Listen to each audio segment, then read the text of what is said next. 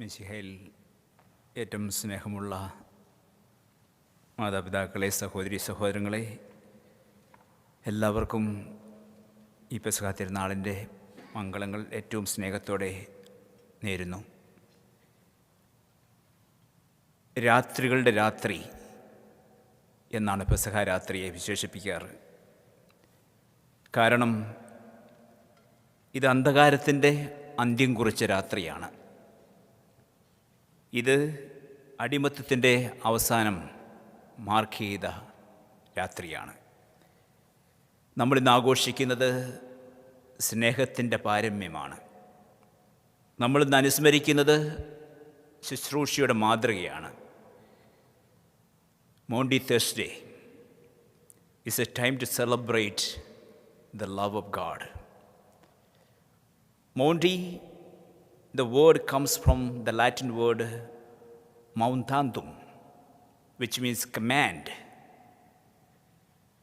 We are celebrating today that commandment of God, the final commandment of God.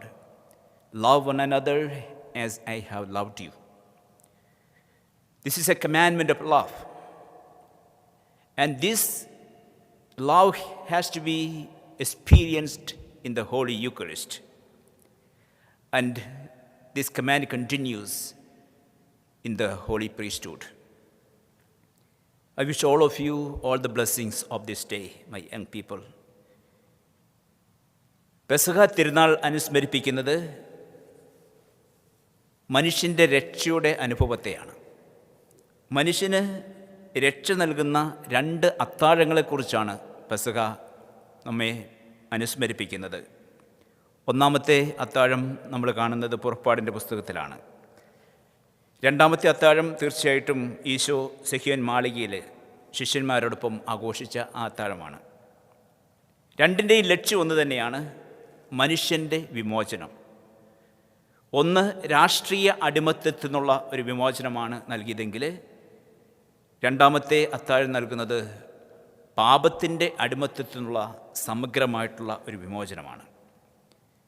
The first dinner, that is in the Old Testament, the Passover, is pointing towards that political liberation that people of God experienced from Egypt. But then the New Testament Passover is pointing towards the ultimate liberation that we have experienced through the death of Christ from sin. പഴയ നിയമത്തിൻ്റെ പെസഹ നമുക്കറിയാം, ഇസ്രായേൽക്കാരുടെ വിമോചനത്തിൻ്റെ ഓർമ്മയാണ്. ഈജിപ്തിലെ അടിമത്തത്തിൽ കഴിഞ്ഞ ജനത ദൈവത്തെ വിളിച്ചപേക്ഷിച്ചു, ഈ അടിമത്തത്തിൽ നിന്ന് ഞങ്ങളെ രക്ഷിക്കണമേ എന്ന്. പ്രാർത്ഥിക്കുവാൻ പോലും അവസരമില്ലാതെ വിഷമിച്ചവർ തമ്പുരാനെ വിളിച്ചപേക്ഷിച്ചപ്പോൾ തമ്പുരാൻ ഉത്തരമരുളി മോശയിലൂടെ. മോശയും അഹ്റോനെയും നിയോഗിച്ച് പറഞ്ഞയക്കുകയാണ്, ഫറവോയോട് പറയുക, എൻ്റെ ജനത്തെ പ്രാർത്ഥിക്കുവാനായിട്ട് വിട്ടയക്കണം. എന്നാൽ ഫറവോയുടെ ഹൃദയം കഠിനമായിരുന്നു. ഇസ്രായേൽക്കാർക്ക് ഇത് അവരുടെ ആരാധിക്കുവാനുള്ള അവകാശത്തിന് വേണ്ടിയുള്ള ആ യുദ്ധത്തിൻ്റെ അവസാന ഭാഗമാണ്. എന്നാൽ ഫറവോയ്ക്ക് ഇത് ഇവർക്ക് ജോലി ചെയ്യാനുള്ള മടി കൊണ്ട് ഇവർ പരാതിപ്പെടുന്നതാണ് എന്ന ചിന്താഗതിയാണ്. മാത്രമല്ല, ഇവർ 3 ദിവസത്തേക്ക് പോയി കഴിഞ്ഞാൽ ഇവിടുത്തെ ജോലികൾ ചെയ്യാൻ ആരുമില്ല.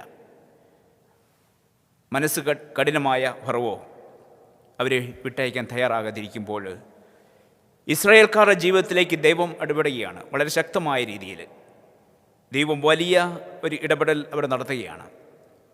മോശയോട് പറഞ്ഞു, അഹ്റോൻ്റെ കയ്യിലിരിക്കുന്ന വടി താഴെയിട്ട് അത് സർപ്പമാക്കി അവരെ കാണിച്ചു കൊടുക്കുക. അപ്പോൾ നമുക്കറിയാം, ഫറവോ തൻ്റെ ഇന്ദ്രജാലക്കാരെയും മാന്ത്രികരെയും വിളിച്ച് അവരുടെ 1000 വടികൾ സർപ്പമാക്കി കാണിച്ചു കൊടുത്തു. എന്നാൽ അഹ്റോൻ്റെ വടി ബാക്കി എല്ലാ സർപ്പങ്ങളെയും വിഴുങ്ങി. അഹ്റോൻ്റെ സർപ്പം ബാക്കി എല്ലാത്തിനെയും വിഴുങ്ങിയതായിട്ട് നമ്മൾ കാണുന്നു. വീണ്ടും നൈൽ നദിയിലെ വെള്ളം രക്തമായി മാറുന്നു.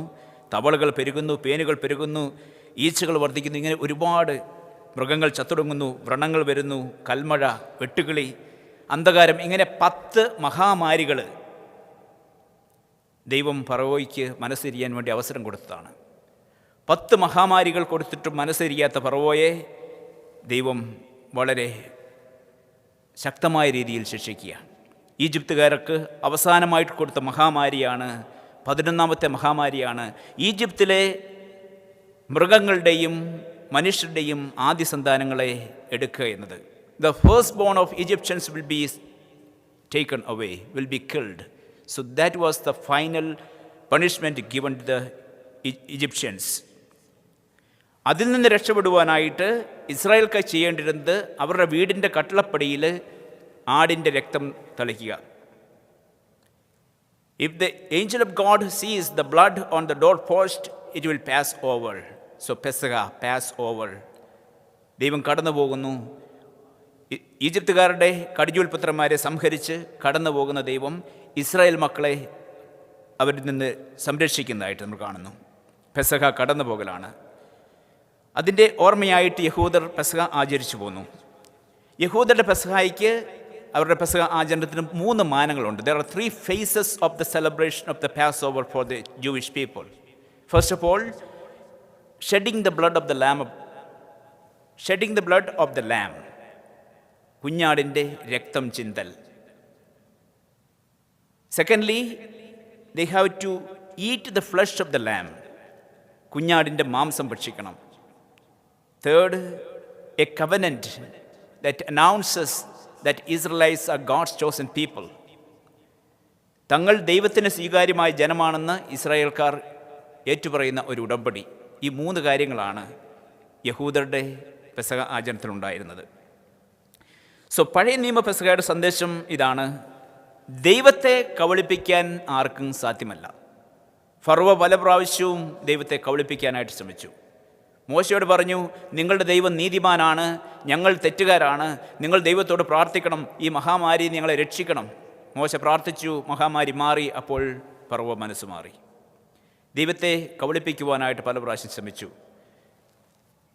ദൈവത്തെ കബളിപ്പിക്കുവാൻ ആർക്കും സാധ്യമല്ല. 1. 2, തൻ്റെ ജനത്തിൻ്റെ യാതനയിൽ അവരോട് ചേർന്ന് നിൽക്കുന്നവനാണ് ദൈവം. ഇസ്രായേൽ മക്കൾ വിളിച്ചപേക്ഷിച്ചപ്പോൾ ദൈവം അവരോട് ചേർന്ന് നിന്നു, അവരെ രക്ഷിച്ചു. നമ്മുടെ യാതനയിൽ നമ്മോട് ചേർന്ന് നിൽക്കുന്ന ഒരു ദൈവം ആണ് നമ്മുടെ ദൈവം. 3ാമതായിട്ട്, ദൈവഹിതം നിറവേറ്റുന്നവർ വിളിച്ചപേക്ഷിക്കുമ്പോൾ ദൈവം അവർക്ക് ഉത്തരമരുളും. ഇനി പുതിയ നിയമത്തിലേക്ക് വരുമ്പോൾ, when you come to the New Testament, what is this Passover? എന്താണ് ഈ പെസഹ ആചരണം? തോമസ് അച്ഛൻ കുർബാനയുടെ ആരംഭത്തിൽ പറഞ്ഞു, 3 കാര്യങ്ങളാണ് നമ്മളിന്ന് അനുസ്മരിക്കുക. 1, washing of the feet of the disciples, പാദം കഴുകുന്ന ഒരു വലിയ മാതൃക. 2ാമത്, the institution of the holy eucharist, നമ്മുടെ വിശുദ്ധ കുർബാനയുടെ സ്ഥാപനം. 3ാമത്, institution of the holy priesthood, പൗരോഹിത്യത്തിൻ്റെ സ്ഥാപനം. വിശുദ്ധ കുർബാനയുടെ സ്ഥാപനം, പൗരോഹിത്യത്തിൻ്റെ സ്ഥാപനം, ഇത് രണ്ടും അടങ്ങിയിരിക്കുന്നത് പാദം കഴുകുന്ന ആ മാതൃകയിലാണ്. Washing of the feet. ഗുരു ശിഷ്യന്മാരുടെ പാദം കഴുകുന്നു. ഗുരുവിൻ്റെ പാദം ശിഷ്യന്മാരാണ് കഴുകുകയാണെങ്കിൽ കഴുകേണ്ടത്. അടിമയുടെ പണിയാണ്, ശിഷ്യന്മാർ പോലുമല്ല കഴുകേണ്ടത്. ഇനി അടിമയില്ലാത്ത അവസ്ഥയിലാണെങ്കിൽ, ഒരു ഭവനത്തിലാണെങ്കിൽ, ഒരു വീട്ടിലെ ഏറ്റവും ഇളയ ആളാണ് പാദം കഴുകേണ്ടത്. എന്ന് പറഞ്ഞാൽ പാദം കഴുകുന്നതിനും ഏറ്റവും ചെറിയവനാണ്. ശിഷ്യന്മാർ തമ്മിലുള്ള പ്രശ്നം എന്താണ്? തങ്ങളിൽ ആരാണ് ഏറ്റവും വലിയവൻ?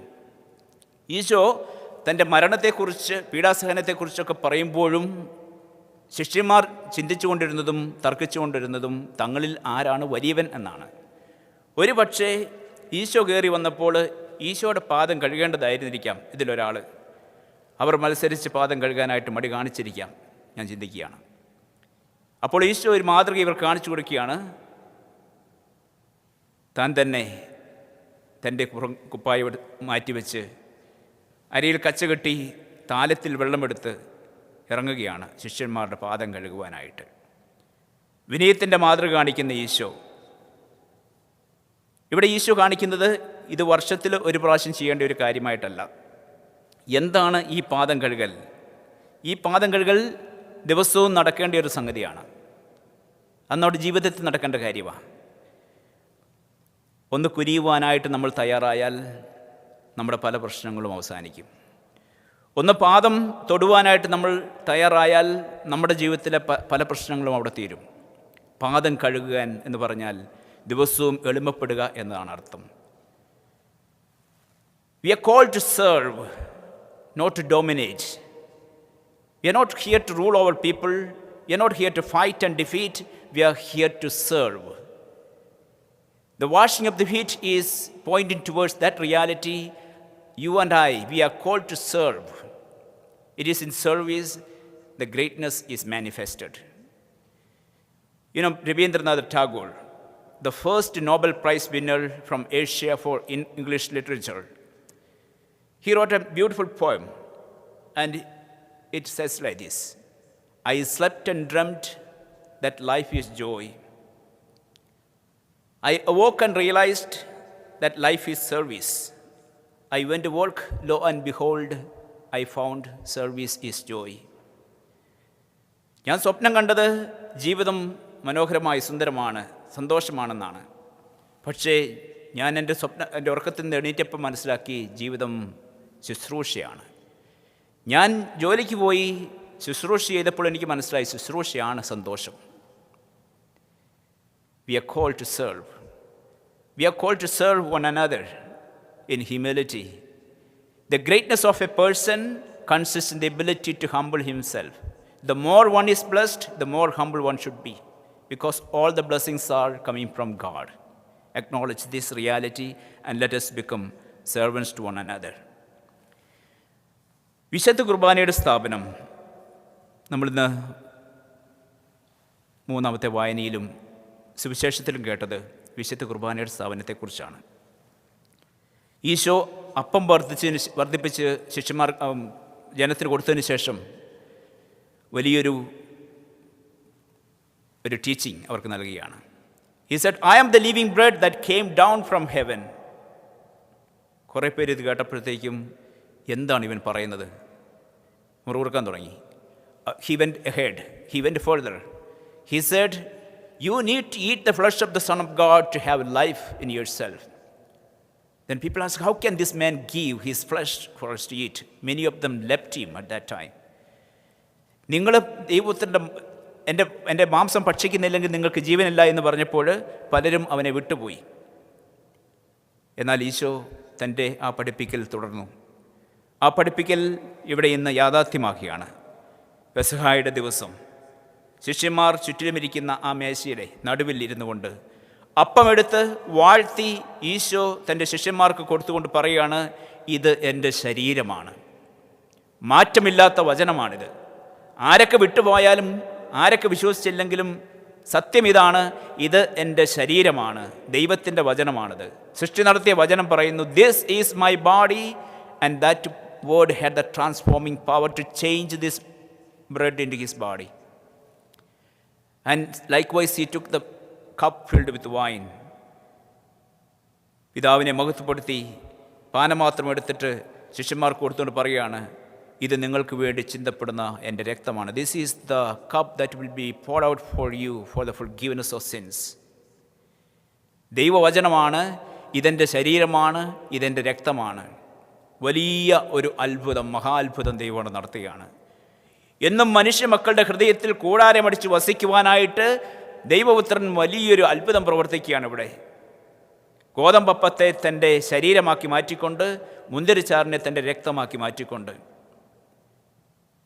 This is a big great love.